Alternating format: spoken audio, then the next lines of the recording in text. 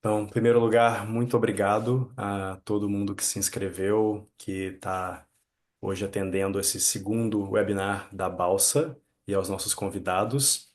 Vou fazer uma apresentação rápida minha e da Balsa para já pular para a moderação e para a discussão interessante que a gente vai ter com o Rodrigo e com a Camila. Então, em primeiro lugar, meu nome é Antônio Henriques, eu sou co-presidente da Balsa. Eu trabalho numa startup que eu fundei que chama Momentum Therapeutics, que é focada na parte preclínica de desenvolvimento de medicamentos para a parte de neurociência. E o objetivo dos webinars da Balsa, primeiro, o que é a Balsa? A Balsa, para quem é novo aqui, é uma associação sem fins lucrativos formada por brasileiros que trabalham ou estudam na área de biotecnologia nos Estados Unidos, com o objetivo de empoderar, fortalecer essa comunidade e os laços que ela tem com o Brasil. Nós temos vários eventos, nós temos um grupo de Slack, nós fazemos happy hours, nós trabalhamos com mentoria e estamos expandindo vários programas agora para 2025. Então, quem ainda não faz parte da Balsa, nós temos um Instagram, um LinkedIn, uma página web que é balsa.bio. Lá vocês podem achar toda a informação e, por favor, compartilhem com amigos e pessoas que possam estar interessadas. Então, já voltando para o webinar, nosso interesse aqui é a cada 2 meses trazer duas pessoas que trabalham em áreas bastante interessantes e complementares, uma no Brasil e uma nos Estados Unidos, para discutir temas focados em empreendedorismo, inovação, pesquisa, carreira. E hoje a gente tem a sorte de estar com o Rodrigo Rodrigues e a Camila Hernandes, que eu vou apresentar em um minuto. Mas antes de começar a moderação, eu queria que pedir a Mariana Ferreira que pudesse falar um pouco da nossa parceria com o Consulado do Brasil nos Estados Unidos. A Mariana Ferreira é vice-cônsul do Brasil e a gente tem uma parceria bastante interessante, um trabalho parecido, obviamente nas suas áreas respectivas e bastante respeito pelo trabalho que é feito pelo consulado. Então, Mariana, você poderia apresentar um pouco para a gente o trabalho que vocês fazem? Claro, obrigada, Antônio. É, eu gostaria primeiro de dar então, as boas-vindas ao Antônio, um parceiro do consulado nessa série, que vou falar um pouquinho. Dar as boas-vindas também aos panelistas, a Camila e o Rodrigo. Ansiosa já para escutar as trajetórias e as experiências que eles vão compartilhar. E aí eu vou contar então um pouquinho, não vou tomar muito tempo de vocês, a gente tenho certeza que toda a audiência aqui está mais interessada em saber a história dos painelistas, mas só rapidinho o que o Itamaraty faz e por que a gente tem essa parceria, né? A série de webinar com a Balsa ela foi planejada como uma das atividades do nosso programa de diplomacia da inovação de 2025 do Consulado do Brasil em São Francisco. Então, eu sou a chefe do setor de ciência e tecnologia aqui no Consulado do Brasil em São Francisco. Essa é uma atividade, né, um braço do Itamaraty relativamente recente. O programa de diplomacia da inovação foi criado em 2017 e desde então foram sendo estruturada uma rede de setores de ciência e tecnologia nos postos, né, nas embaixadas, nos consulados. Hoje a gente conta com quase 70 SecTechs, a sigla que a gente dá para essa, esse braço, né, dos consulados e das embaixadas, que cuidam especificamente dessa área. É, enfim, é um programa recente, mas que teve já uma jornada assim que se intensificou muito, né? A gente nesses anos conseguiu criar muitos TechTechs, cada um tem uma série de atividades, né, que são aprovadas ao longo do ano. O TechTech de São Francisco é um dos mais ativos, a gente tem atividades praticamente todas as semanas, assim, e elas buscam elas são estruturadas para três missões institucionais específicas. A promoção do Brasil como uma nação inovadora, o fomento de conexões entre parceiros brasileiros e parceiros estrangeiros, e o engajamento de agentes dos ecossistemas brasileiros de inovação em processo de internacionalização. Então, o fortalecimento da diáspora, que é justamente a missão da Balsa, é algo extremamente importante para a gente levar adiante essas três missões do PDI. Acho que por meio da diáspora assim, fica muito mais fácil a gente identificar os parceiros estrangeiros que vão fazer sentido, né, para as nossas instituições nacionais, que vão abrir as portas para eventuais processos de internacionalização que apareçam para a gente como uma demanda, e que vão nos ajudar também a executar essa missão de promoção de uma imagem do Brasil que nem sempre é a mais óbvia, né, quando você está falando com o estrangeiro, de pensar que o Brasil tem uma ciência forte, que a gente tem muita inovação, que a gente tem uma produção científica relevante, e que a gente eventualmente pode ser um parceiro interessante em várias frentes, especialmente na área de biotecnologia. Então, enfim, apoiar essa série, apoiar as atividades da Balsa é, é fundamental para o nosso TecTec aqui em São Francisco e para o PDI de uma forma geral. É, eu espero que elas continuem acontecendo, eu vou estar sempre aqui com o apoio que vocês precisarem. E estou super ansiosa agora para escutar a história dos painelistas, então desejo uma discussão muito produtiva, uma moderação. Foi super interessante a primeira em dezembro, estou animada para escutar. Ótimo, muito obrigado, Mariana, e obrigado de novo pela parceria. A gente admira muito o trabalho de vocês e espera que tenhamos muito mais colaborações daqui para frente. Então, para começar, primeiro a gente vai ter, só para dar um pouco da estrutura, a gente vai ter uma conversa de 30 minutos com algumas perguntas já planejadas para os palestrantes e depois a gente vai abrir para quem tiver qualquer dúvida ou queira fazer alguma pergunta própria.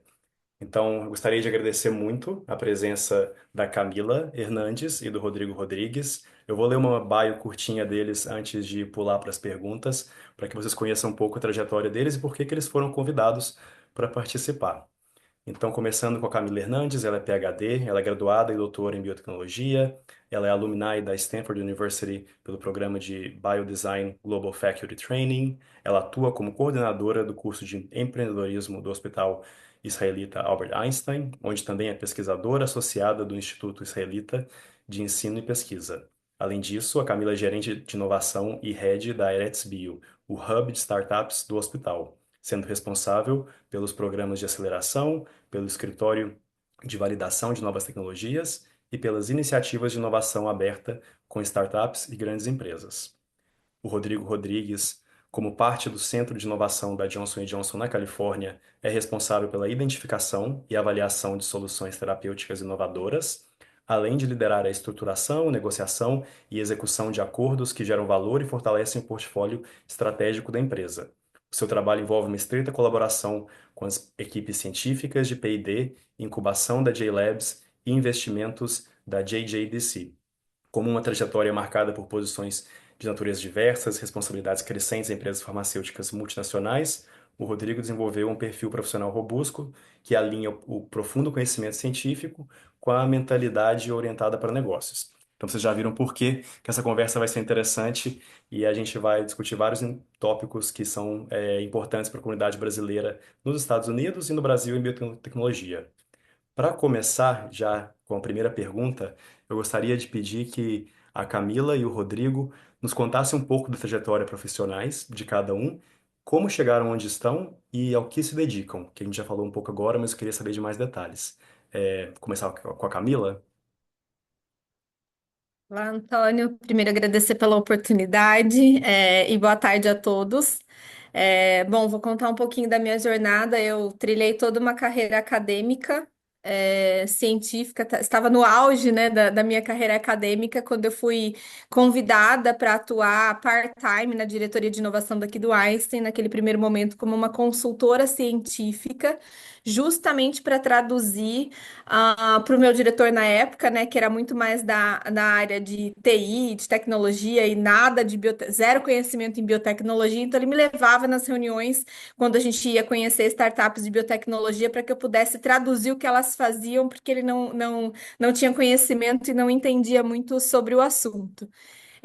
Acabou que vocês podem imaginar, né, que o volume de empresas de biotecnologia no Brasil, estou falando de algo aí em torno de 8 anos atrás, né, quase não existiam, né, ainda é bem menor do que a gente enxerga, comparado às soluções digitais, né?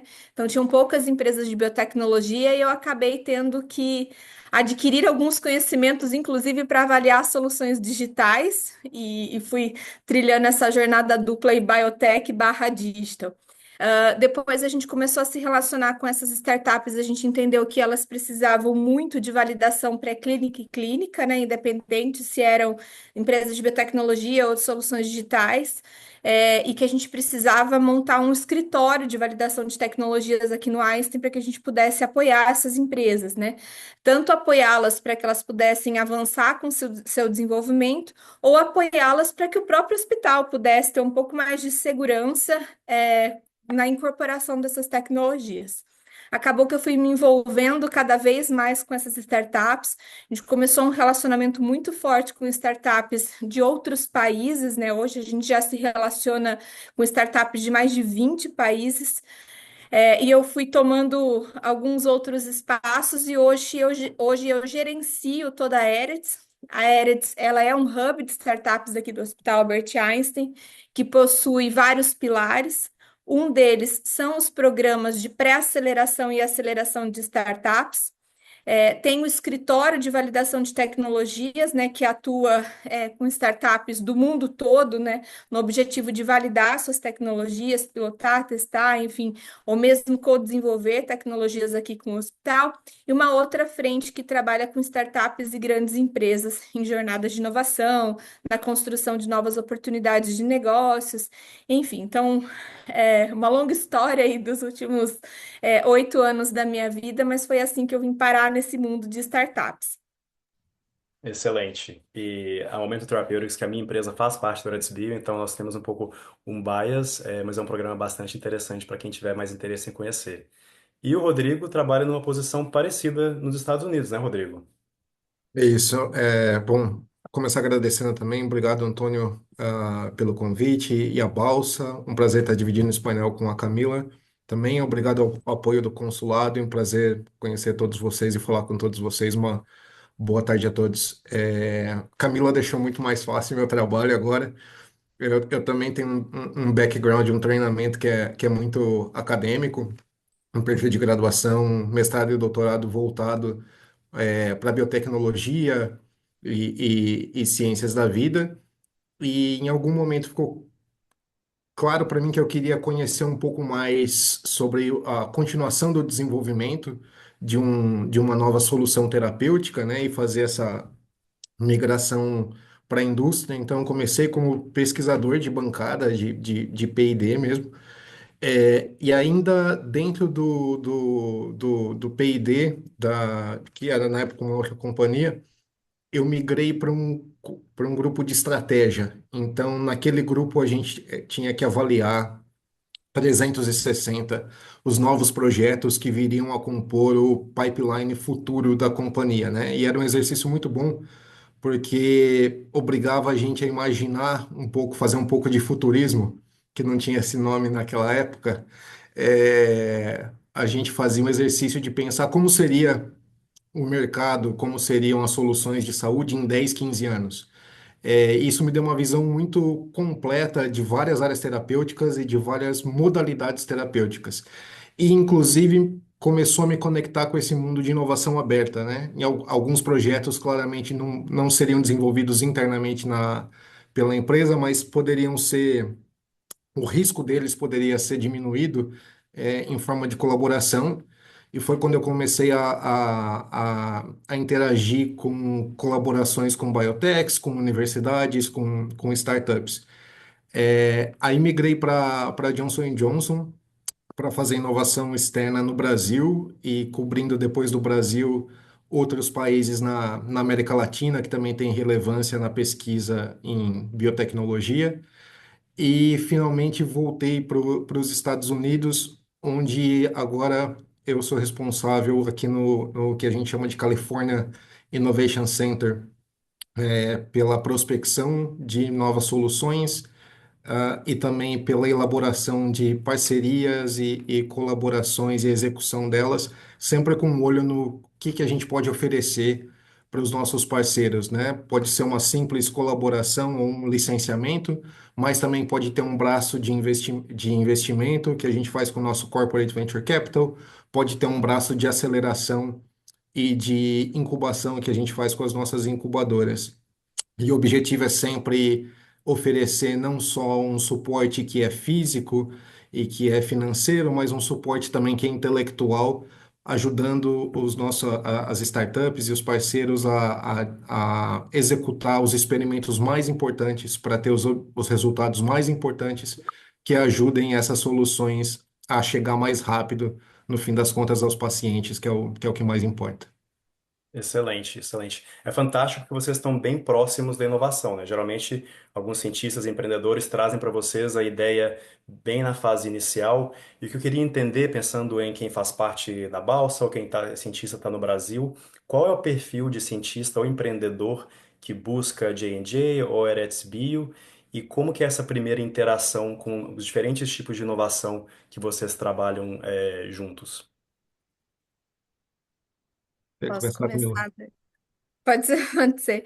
É, Antônio, mudou bastante assim o perfil dos empreendedores, né? Então a Eretz começou muito forte com a questão digital, de novo, não porque a gente escolheu isso, mas porque no Brasil startups no âmbito digital estavam mais maduras e num volume muito maior. Então, no primeiro momento eram essas empresas que nos procuravam.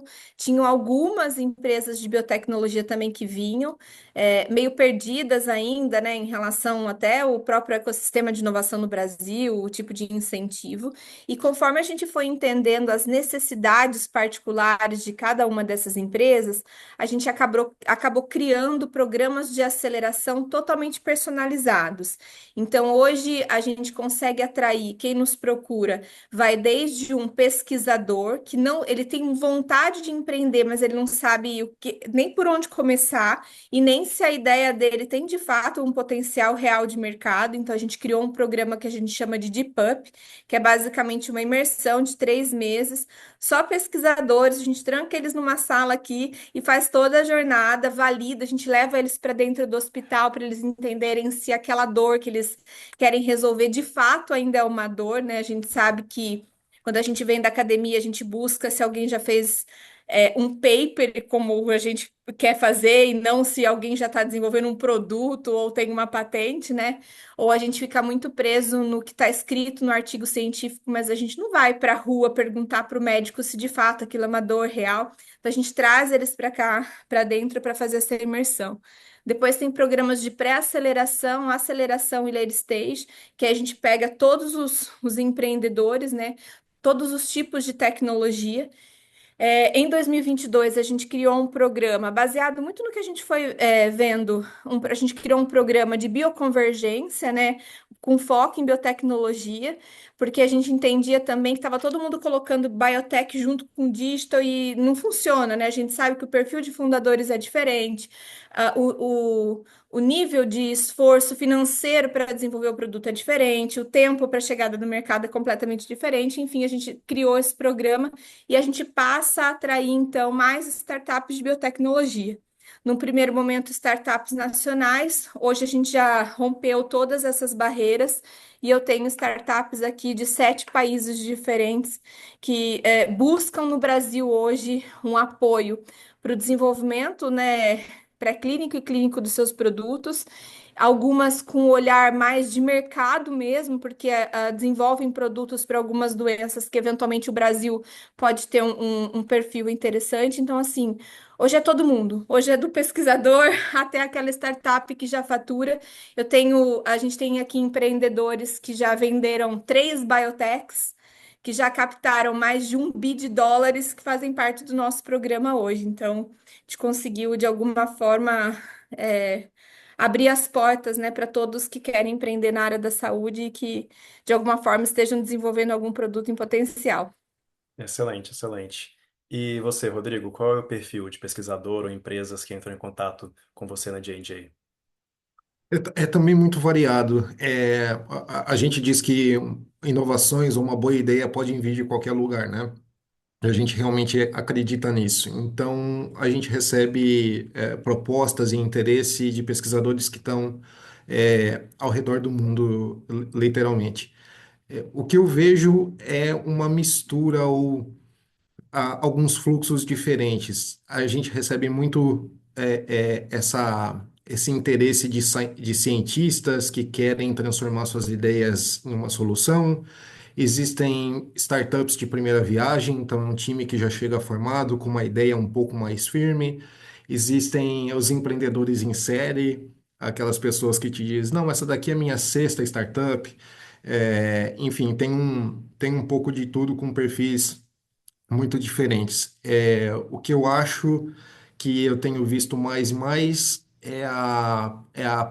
são startups jovens empreendendo em áreas de fronteira com um apoio, eu diria, intencional das universidades onde essas tecnologias nasceram, né? Não só pelos escritórios de transferência de tecnologia, mas também por programas cada vez mais comuns de fazer spin-outs a partir de tecnologia, né? As próprias universidades dando esse suporte, que é um pouco de resolver o que acontece quando você tem, né? Primeiro a gente tinha muito artigo, depois a gente passou a ter muita patente, e agora vamos transformar as patentes em soluções.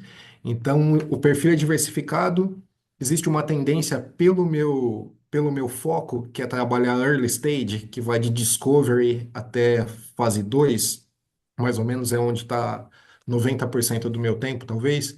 Eu vejo essas startups jovens nascentes, das pessoas querendo entender como funciona o business e como é que ela consegue fazer a utilização dos recursos que ela tem, sejam financeiros, sejam intelectuais, sejam de tempo, da melhor forma possível, da forma mais eficiente possível.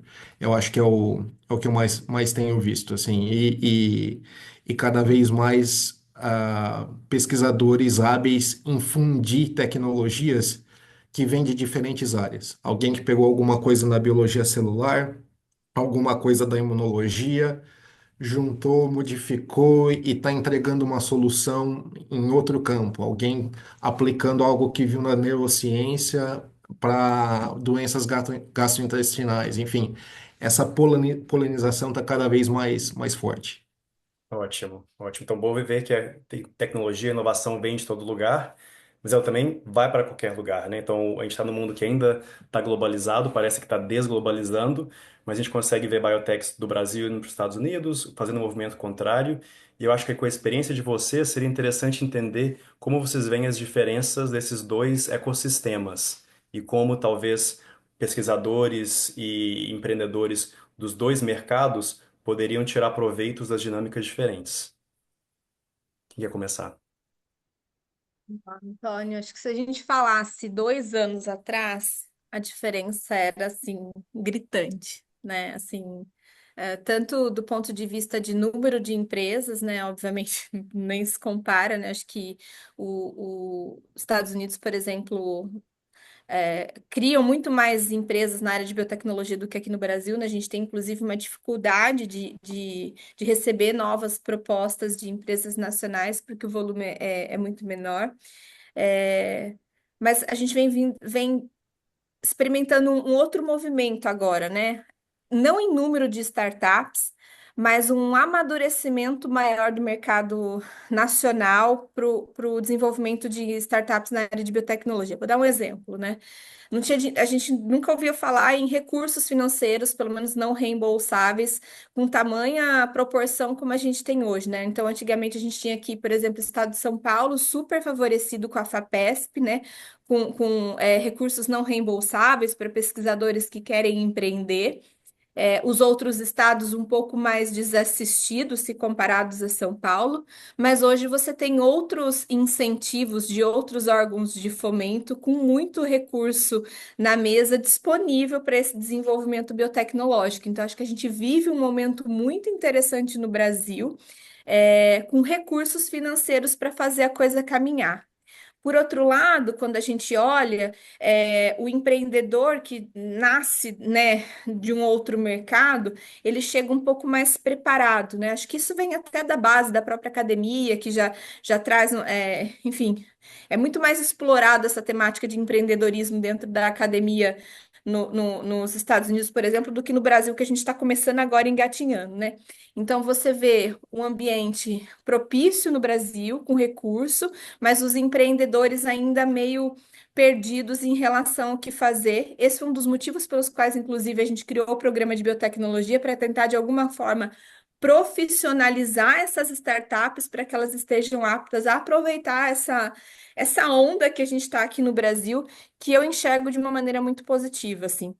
Outro ponto positivo aqui no Brasil que a gente tem visto um movimento de startups de fora querendo vir para cá para fazer estudos clínicos, né? Com o dólar vezes 6, está compensando e, enfim, tem uma estrutura, teve uma mudança na legislação, então tem algumas coisas acontecendo também que são muito favoráveis para o desenvolvimento clínico aqui no Brasil. Então também vejo esse cenário mudando aí do ponto de vista positivo para o Brasil. Bem legal. E Rodrigo, como você vê do seu lado?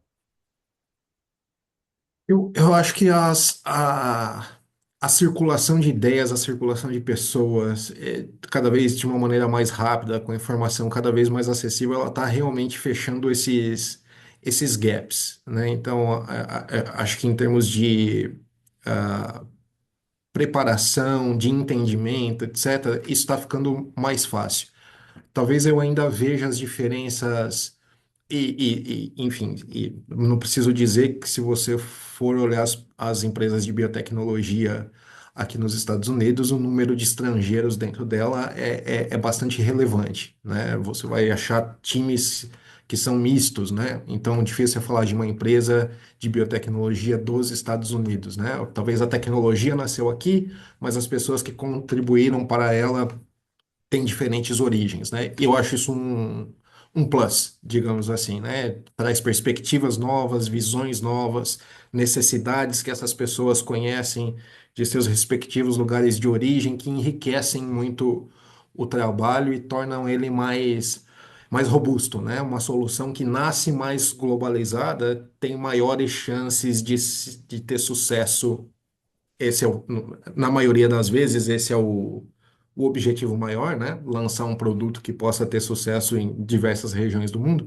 Quando ele nasce de um time diverso, eu acho que ele tem maiores chances. Isso é um bom ponto. Creio, que onde ainda eu vejo gaps que não estão se fechando é na velocidade de desenvolvimento. Acho que a velocidade de desenvolvimento ainda é um ponto no sentido de que, de maneira geral, eu vejo os trabalhos evoluindo, inclusive evoluindo para falhar e morrer, né? E que isso é importante também, né? Essa é a natureza da inovação em biotecnologia. É ciência, é risco, não existe garantia, então falhar, aprender porque falhou também é sucesso.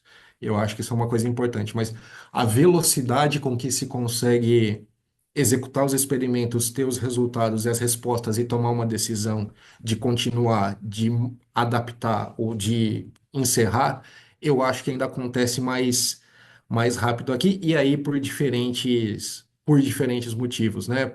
Por cadeia de suprimentos, por diversos motivos que estão muito para além do controle da vontade dos empreendedores e das empresas. Então, mas acho que, de maneira geral, essa é uma diferença que eu noto. Acho que a diversidade de pessoas é uma diferença que eu noto também, mas no sentido de qualidade de projeto e de pensamento científico, acho que cada vez mais a gente está vendo projetos muito qualificados emergirem de diversas regiões. Bem legal. E Só sim, complementar um ponto aqui do Rodrigo, Antônio, que eu percebo, eu acho que a cadeia de suprimentos, toda startup que está aqui no Brasil, o pesquisador reclama, né? Obviamente demora muito mais para chegar um anticorpo aqui do que chega para vocês, né? Mas eu acho que tem um adicional, acho que tem uma questão cultural aqui no Brasil, né, Rodrigo? Eu acho que as startups demoram mais para fazerem esses experimentos killers, para tipo assim, já não deu certo, eu já vou. Parece que o não dar certo é uma falência, quando na verdade deveria ser uma oportunidade para fazer outra coisa o mais rápido possível, né? Então acho que tem muito essa questão cultural ainda de resistir à resposta negativa, né? Então eles ficam patinando muito tempo na expectativa de algo que a gente já sabe que não vai acontecer. Então, só para é, complementar.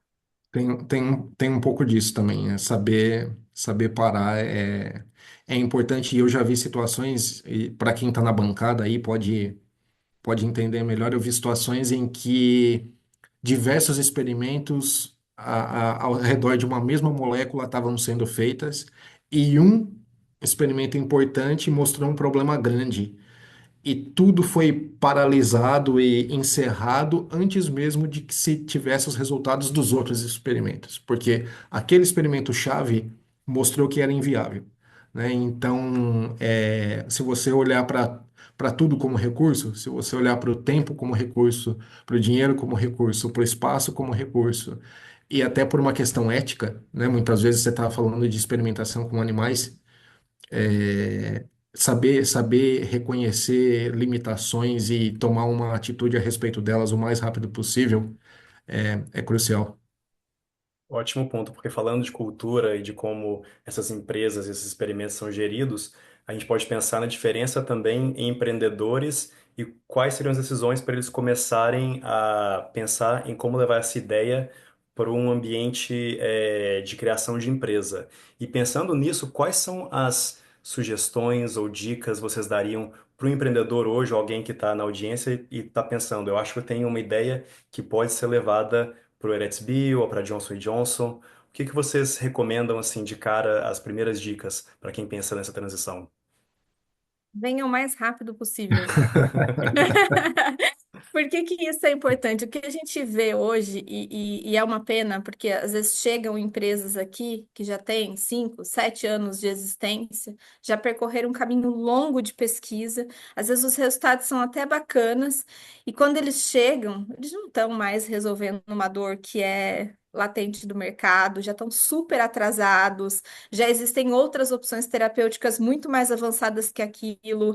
Então, assim, a hora que você olha para trás, foi um esforço de 6, 7 anos, que eles demoraram demais para chegar. Então, no caso do Einstein, uma das coisas que a gente tem aqui e que acho que isso, inclusive, que tem atraído muitas empresas de fora do país para estarem conosco, é que eu tenho 14 mil médicos do outro lado da ponte aqui, disponíveis para conversar. São médicos que estão todo o tempo em congressos, estão todo o tempo consumindo conteúdo, entendendo o que tem de melhor, né, de terapia, diagnóstico e tudo mais, que sentam com as startups, que conversam, que instruem, enfim. Esse feedback, o quanto antes, ele é importante. E, de novo, não é para desistir do caminho do empreendedorismo, é simplesmente para pivotar. A gente vê isso tão assim rápido, fácil no digital. Eu sei que pivotar no digital, às vezes em 24 horas você faz um software novo e em biotech não é verdade.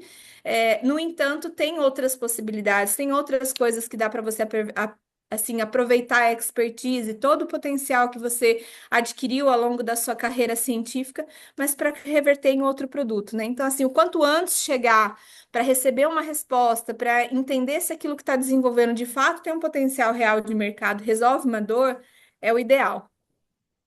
Ótimo. E as suas dicas, Rodrigo? Concordo com o que a Camila colocou. Acho que essa conexão rápida pode te trazer alguns pontos importantes que nem sempre as pessoas estão atentas, né? Às vezes, por exemplo, é muito comum, principalmente com pesquisadores que pela primeira vez estão tentando empreender, é muito comum que tenha sido feita uma ótima revisão científica, mas não foi feita nenhuma revisão de patentes. Então, você não tem certeza se aquilo que você está sugerindo fazer já está protegido e se estiver, existe alguma brecha nessa proteção que pode ser o seu caminho. Então, acho que é um dos pontos importantes. Outro ponto é ter em mente por que você está buscando esse parceiro, seja Johnson, seja Eretz, seja qualquer outra empresa, por que é aqui, né? Qual é o seu pedido, né? Você precisa de mentoria, você precisa de espaço, você precisa de colaboração, de financiamento. Então, o pedido está muito claro, o motivo, e aí expertise, né? A Camila citou os médicos, a gente tem também um grupo global de cientistas, e uma das vantagens de fazer parte, por exemplo, dos J-Labs é contar com essa mentoria one-on-one dessa rede global de cientistas, ou de receber investimento do nosso corporate, ter alguém do corporate no board, por exemplo, e ajudar a empresa a avançar. Então, acho que uma pesquisa bastante intencional sobre quem é esse potencial parceiro e por que eu estou buscando ele nesse momento. E também tem um espírito de conversa muito aberto de colocar na mesa o que é que você sabe, o que é que você não sabe e entender que é uma conversa, nunca é pessoal, é sempre uma Bem, conversa objetiva. muito bom, muito bom. Dá para fazer um trabalho de casa antes de conversar com vocês. E antes de passar para as perguntas da audiência, eu vou pedir para quem já tiver pergunta colocar aquele ícone de mão levantada que eu vou seguir um por um depois da próxima pergunta. Eu queria saber de vocês. Vocês estão numa posição muito privilegiada, né? Vocês recebem propostas de pesquisas, de ideias bastante pioneiras que vão chegar no mercado ou vão virar uma empresa, talvez daqui a 1, 2 anos. E eu queria saber quais pesquisas ou quais tendências realmente inspiram vocês a acreditar que a gente está indo na biotecnologia para um futuro que vai ser melhor para vários ou todos os pacientes. Antônio, acho que para mim são duas coisas assim que brilham os olhos e que a gente tem acompanhado mais de perto. Primeiro, essa convergência entre biotecnologia e inteligência artificial. Acho que é caminho sem volta também. Então, AI junto com biotech para acelerar desenvolvimento clínico, enfim, uma série de melhorias que isso pode trazer, né? Talvez fazer com que a gente tenha disponível novas opções terapêuticas de uma forma muito mais rápida por conta da inteligência artificial. E outro ponto é a possibilidade que a gente entrou na nova era da biotecnologia, junto ali com terapia gênica, terapia celular, que permite que a gente trate na raiz algumas doenças que até pouco tempo atrás a gente não conseguia, né? Então, assim, acho que tem muita água para rolar ainda, tem muita coisa para acontecer nesse campo. E, inclusive, falando de Brasil, para que a gente tenha acesso, né? A gente sabe que os mercados são diferentes e que por mais que a gente já tenha tecnologias disponíveis, elas chegam aqui para nós brasileiros a um valor que a gente sabe que quase ninguém, né, uma pequena parcela da população vai ter acesso se tiver. Então, acompanhar esse desenvolvimento e ao mesmo tempo que na expectativa que cheguem tecnologias mais acessíveis, assim, de ponta e mais acessíveis, é algo que gostaria de ver e a gente está de olho. Ótimo. Rodrigo? É difícil escolher uma ou duas opções, né? Eu me sinto meio que como escolhendo o filho, sabe? Mas uma das coisas que eu comecei, talvez eu, para não ter que escolher e fugir da pergunta, eu começaria pelo ponto que a Camila trouxe, que é o começar com o final, né? Começar pensando na transformação que você pode causar na vida de alguém, ou de milhões, ou de bilhões, né? Acho que isso é o mais importante. Então, começar pensando no potencial é isso que me anima, assim. Eu acho que você foi perfeito no que você colocou de privilégio. Acho que é um privilégio lidar com tantas companhias, e startups e pesquisadores falando do que eles estão pensando e o que que eles querem fazer. É, é um privilégio, ao mesmo tempo é angustiante, né? Porque aí depois você fica pensando com você, não, eu preciso ajudar isso para frente, pode não ser comigo, mas eu vou apresentar eles para Camila, eu vou apresentar eles para outra grande empresa que eu conheço e que eu acho que está mais alinhada, e esse senso de comunidade me inspira muito, fazer a diferença me inspira muito. O que me trouxe para as ciências da vida um pouco, uma grande inspiração, eu sempre fui muito encantado por vacinas. E eu acho que elas têm esse poder mesmo, né? De um pequeno shot ou, né, uma pequena injeção tão disponível a milhões ou bilhões de pessoas de uma forma razoavelmente simples, que podem não só curá-las, podem impedir que elas fiquem doentes em primeiro lugar, né? Pode conservar a saúde, né? Que é tão preciosa. Isso sempre me inspirou, sempre me pareceu mágico. Isso me trouxe. E pensando um pouco nas vacinas, eu também pensaria eu gosto de soluções simples. É, Vamos tentar manter simples antes de complicar, porque aí a gente tem mais chance de beneficiar mais pessoas. Então, acho que são dois pontos, e o que a Camila colocou é perfeito. Os avanços tecnológicos que a gente tem feito parecem de ficção científica, saltando nas bancadas, são maravilhosos também. Então você viu que eu fugi da pergunta, não escolhi nada. Não, ótimo, ótimo. Acho que saímos todos inspirados com vários exemplos bons. Então, eu aproveito já para abrir para a audiência. Vocês têm a oportunidade aqui ótima de fazer perguntas direto para quem está criando empresas, ajudando a trazer essa inovação para o mercado. Alguém já tem alguma pergunta, gostaria de perguntar? Senão a gente segue a conversa aqui. Ivan, por favor, Ivan Oliveira, pode perguntar. Está no mudo. Boa tarde, tudo bem? Desculpa, não consegui achar o ícone de levantar a mão aqui. Sem Muito problema. boa essa conversa. É, queria ter uma ideia mais ou menos dessa diferença de volume. Quando a gente fala de número de projetos apresentados, empresas que buscam vocês num ano típico, que número que a gente está falando e quantos desses projetos acabam efetivamente entrando em algum programa de desenvolvimento? Como que é isso mais ou menos? Queria ter essa noção. Ivan, vou te passar um dado semanal, né? A gente tem comitês aqui para o programa de aceleração da Aerex. E a gente recebe, em média, por semana, mais ou menos umas 10, 12 propostas de startups querendo participar do programa.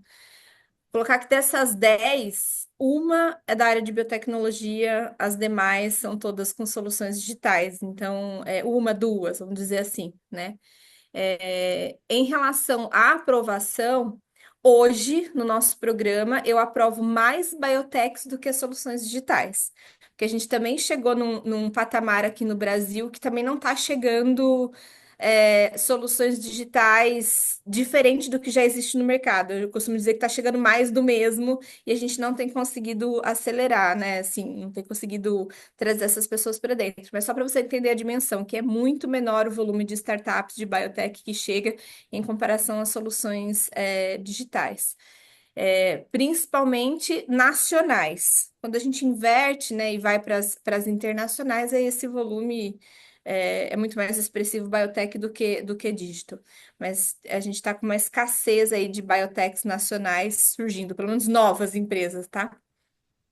Mesmo com todo o Obrigado. recurso que existe disponível aqui, ainda há uma escassez. Perfeito. É uma ótima pergunta, Ivan. Eu não sei se eu tenho esses números atualizados para te oferecer. Primeiro, porque é um programa global. Então, assim como eu tenho um centro de inovação aqui na Califórnia, eu tenho alguns outros em outros lugares do mundo, e que no fim do dia são o mesmo programa. O que eu posso te dar. E também tem um ponto importante. Chega muita proposta, chega, mas parte do meu trabalho é ter certeza de que eu me coloco à disposição. Então, eu vou para a universidade, eu vou para meetup de universidade, eu vou para pequenas conferências ou pequenos encontros de corporate venture e assim por diante, justamente para me expor para oportunidades que ainda não aprenderam a chegar até a gente eventualmente. Então, assim, o número é muito alto. É muito alto, é um número astronômico. Nessas convenções grandes que existem, por exemplo, a Bio Internacional ou a JP Morgan, o número de pedidos de reunião chega é na casa das várias centenas. Então, é um número muito alto. O número de aprovações aí depende de muitos fatores. Depende, por exemplo, do que a gente está falando. Então, a gente pode estar falando de um licenciamento e de uma colaboração, é uma diferença. Se a gente estiver falando de incubação e aceleração, é outro. E se a gente estiver falando de investimento, é outro funil. Mas, por natureza, a barra é bastante alta. Você imagina que a gente recebe propostas do mundo todo então, assim, tem a característica de um funil típico de, de inovação aberta em biotecnologia, em que a entrada é muito grande, mas a saída é pequena, até por uma razão muito simples, que é se a gente quer ser um parceiro efetivo, é impossível que a gente tenha um número exorbitante de parcerias, né? E a gente tem que ser muito cuidadoso em estabelecer parcerias para ser um parceiro que vai fazer a diferença. É, então tem isso. E também tem uma questão que é geográfica, e eu preciso fazer justiça aqui, que eu falei muito de terapia, mas a gente também tem medical devices, né? Dispositivos médicos, e eles também fazem parte desse programa de inovação. Então, para os medical devices, talvez o funil seja um pouco diferente e tem algumas vocações geográficas, perdão, algumas vocações geográficas também, né? Na Califórnia tem muito esse fusion aí de biotecnologia com tech. Se você for para Houston, você tem muita biotecnologia com medical devices. Se você for para Boston, life sciences é muito pesado só pela natureza de como Boston foi moldada. É, e você tem a loucura, por exemplo, quando você vai para Xangai ou qualquer ponto da China, a velocidade e o número e como é difícil, inclusive, acompanhar aquele mercado. Então, varia bastante. Assim, é arriscado eu te dar um número. Ivan, Obrigado. esqueci de te perguntar para você, pedir para você se apresentar antes de passar a próxima pergunta.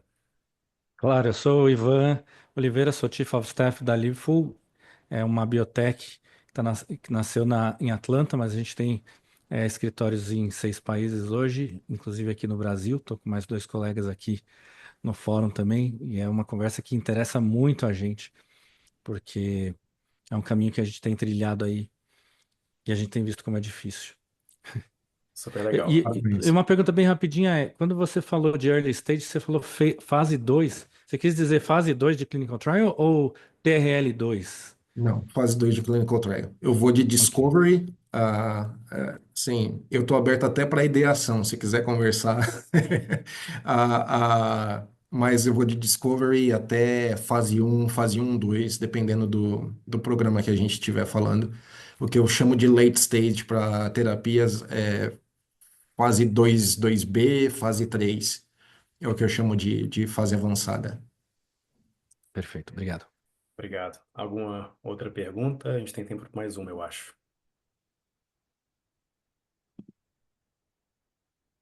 Se não tiver pergunta, eu acho que a gente pode falar. Camila, você começou a falar que você é inspirada pela inteligência artificial e o potencial da mudança dela em biotech.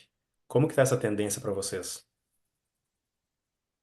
Antônio, a gente tem visto muita gente dizendo que tem inteligência artificial, que tem uma plataforma, né, de desenvolvimento de moléculas baseada em inteligência artificial. Quando a gente efetivamente, eu costumo dizer que a gente ergue o capô do carro e vai analisar o que tem ali, a gente descobre que, na verdade, foi um uso de inteligência artificial pontual, e eventualmente não é uma plataforma que vai permitir você desenvolver várias moléculas, por exemplo. Então, eu acho que ainda há uma questão conceitual, né, de algumas biotechs usarem isso e sem efetivamente terem isso como base. No entanto, tem várias outras já utilizando isso e, assim, caminho sem volta, né? Isso já está implementado, elas já desenvolveram as próprias plataformas e têm usado isso, inclusive, como modelo de negócio para o desenvolvimento de novas moléculas, por exemplo. Interessante. Rodrigo, você tem visto algo parecido? Acho que hoje é muito difícil eu receber um pitch deck que não tenha em algum momento inteligência artificial, machine learning ou alguma coisa assim. Compartilho muito do sentimento da Camila em que o que é inteligência artificial naquele projeto, né? É, então, acho que esse é um bom ponto, assim, né?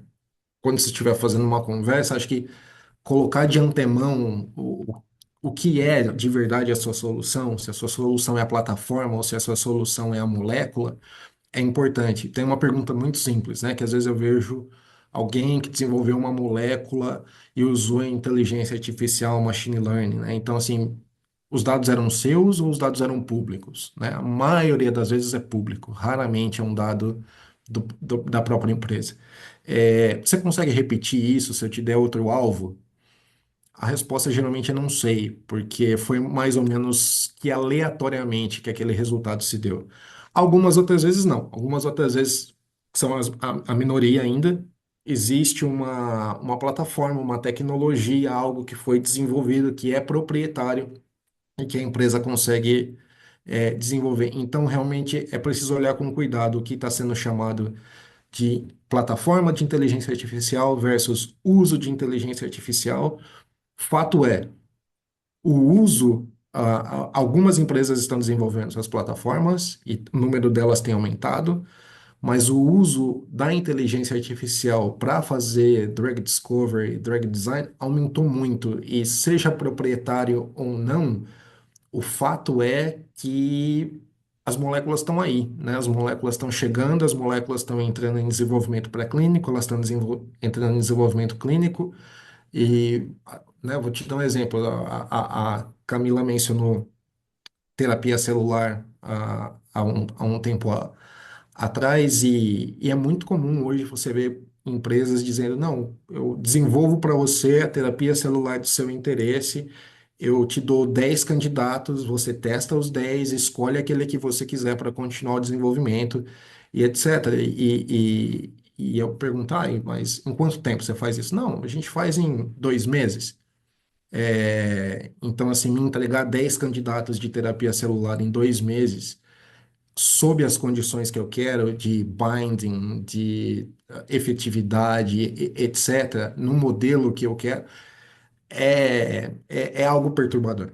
Sim. Então, acho que assim, tem diferentes níveis de proficiência e de desenvolvimento, mas de uso, o uso ele tá disseminado e as pessoas estão cada vez mais entendendo como tirar vantagem da plataforma de inteligência artificial e como validar esses resultados, né? Porque assim como o ChatGPT vai delirar em algumas respostas, a sua plataforma de inteligência artificial pode delirar em algumas moléculas também. Então a validação com certeza continua sendo crucial, mas a inteligência artificial, sim, acho que ela vai acelerar. Vai acelerar oferecendo muito mais designs de uma vez, que você vai poder escolher um, ou vai acelerar te ajudando a recrutar o paciente correto na hora correta para fazer o desenvolvimento clínico. Então, acho que tem diversos pontos onde ela vai contribuir de diferentes maneiras, mas é uma evolução. Legal. Então, ainda esperamos a molécula que foi criada pelo AI para chegar na clínica. Acho que a gente tem tempo para uma pergunta final, e essa não está no script. Eu queria desafiar vocês. Se vocês tivessem que sair agora das empresas de vocês e criar uma biotech, qual área ou qual tipo de pesquisa vocês fariam? Algo que vocês viram que está bem legal, que o timing está interessante, doença. Antônio, eu não sei se eu tenho uma doença específica assim, mas acho que eu iria na linha diagnóstico. Acho que de alguma forma o caminho ele é um pouco mais tranquilo. E talvez para doenças neurodegenerativas, porque eu acho que ainda o mercado carece de soluções efetivas para isso. Mas difícil essa pergunta. Pois é, vocês veem muitos projetos, talvez vocês tenham ideias interessantes a respeito. Então, diagnósticos e neurodegeneração. E você, É. Rodrigo? Então, é uma pergunta realmente desafiadora, assim, porque o número de problemas para serem resolvidos ainda é muito, muito alto e as tecnologias ainda estão emergindo, assim, mas acho que uma coisa que desperta muito minha atenção e eu vou voltar num tema que eu já toquei antes, que é interceptar doenças antes que elas se manifestem, interceptar antes que elas se desenvolvam. E você consegue prevenir, é uma coisa, mas interceptar está na linha do que a Camila trouxe com o diagnóstico e talvez sabendo que aquela pessoa vai desenvolver aquela doença, eu entro com uma intervenção terapêutica que vai impedir ou que a doença se estabeleça ou que ela ou que ela progrida e às vezes muitas vezes tem uma questão de desenvolvimento clínico que é desafiadora, que é como é que você trata alguém que não está doente, né? Que é um grande desafio em termos de paradigma clínico. Mas eu acho que conservar a saúde é um tema que me interessa muito. Excelente. Então a gente já sabe o que quem está na plateia pode fazer para apresentar para vocês, que vai ter um bom recebimento dos dois lados. Eu acho que a gente já pode fechar, tem pouco tempo, não dá mais para nenhuma pergunta. Então, em primeiro lugar, Camila, Rodrigo, muito obrigado pelo tempo de vocês, pela participação, pelas ideias super interessantes que vocês compartilharam. Fico muito feliz de vocês terem aceitado esse convite e estado aqui com a gente durante essa hora. Queria agradecer também a Mariana Ferreira e toda a equipe do consulado que está com a gente desde o dia 1 da Balsa, apoiando nessa ideia e a nossa trajetória aqui nos Estados Unidos. A todos os ouvintes e que vão ter acesso a isso por streaming depois. Para quem não sabe ainda muito sobre a Balsa ou quer se conectar, vai no balsa.bio no Instagram, Balsa no LinkedIn, Balsa, www.balsa.bio para se inscrever na newsletter, se inscrever no grupo e a gente espera ver muitos de vocês lá. E é Eu isso. agradeço a oportunidade de participar e de dialogar com vocês, agradeço as perguntas e eu vou deixar aqui no chat uma sugestão de um artigo que é curto, é um artigo de opinião. Ele não é nem tão novo assim, mas acho ele bastante relevante para quem está começando a trilhar esse caminho de parceria com empresas, parcerias com instituições, vindo de um setup mais acadêmico. Eu acho que ele Antônio, se você conseguir distribuir depois, eu Ou peguei o link sim, do PubMed, porque a gente tende a achar que todo mundo vai ter acesso ao PubMed, mas não é sempre verdade. eu passo. E se alguém não tiver, também pode entrar em contato comigo que eu compartilho. Não pode Eu deixar. também queria agradecer, Antônio, a oportunidade. Eu vou deixar meu e-mail aqui no chat. Quem tiver qualquer dúvida em relação a Eretz ou quiser apresentar a startup, a ideia, o projeto para a gente, eu também fico à disposição. Fantástico. Muito obrigado a todos. A gente se vê na próxima edição, então, do webinar. Obrigado, Obrigada, gente. Um Antônio. Bom Obrigada. abraço. resto de dia. Obrigado. Tchau, tchau.